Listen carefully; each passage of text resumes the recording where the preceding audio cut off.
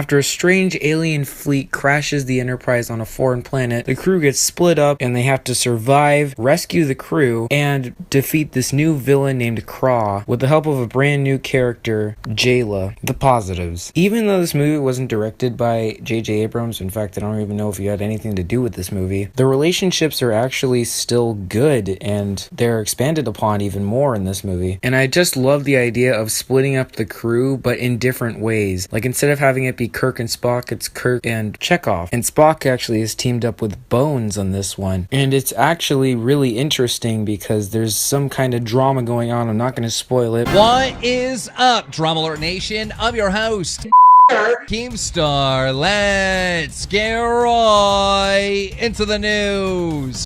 But it's actually pretty emotional, and it actually helps a lot by expanding their relationship other than just co-workers. Also, the new characters like Jayla, she was really cool. Some of the tech that she had made the fight scenes a lot more interesting. Speaking of the action, it was just so well directed. Although I was kind of expecting that with Justin Lin as the director, because he directed The Fast and the Furious, and he's done those kinds of action scenes with motorcycles and stuff like that, so I was kind of expecting that to be great, and it was. One thing I noticed about this movie is that the first part does kind of start off a little bit slow, and it does take its time to get into it, but once it gets into it, it just gets better and better and better. Personally, I would have preferred it to be awesome all the way through, but it's kind of hard to start off with Kirk trying to give like an alien weapon to a bunch of aliens as a peace thing and then have it transition into the main plot at hand. One more positive is that Sulu is actually gay in this movie. For those of you who don't know, the actor of the original Sulu from the TV show George Takei is actually gay in real life, and what the screenwriters decided to do was to actually have Sulu be gay. One reason I'm actually happy about this is because I've always thought of Star Trek as a show or a movie or a franchise that's all about diverse casts and all that kind of stuff. We got all kinds of weird aliens and even like different races from our real world. Like, we have Asian people on board, we have white people on board, we have black people on board, all kinds of races intermingled with alien races. And I thought that the next step to doing that would be to add homosexual people or people with different sexualities in there to help show how diverse it is. Strangely enough, George Takei, the actor, is like the most pro-gay person I've ever seen, and he hated the idea. I'm not really sure why. I heard that he's more into the original creator's idea and that he thought that the original creator wouldn't want to do that with Sulu, but that's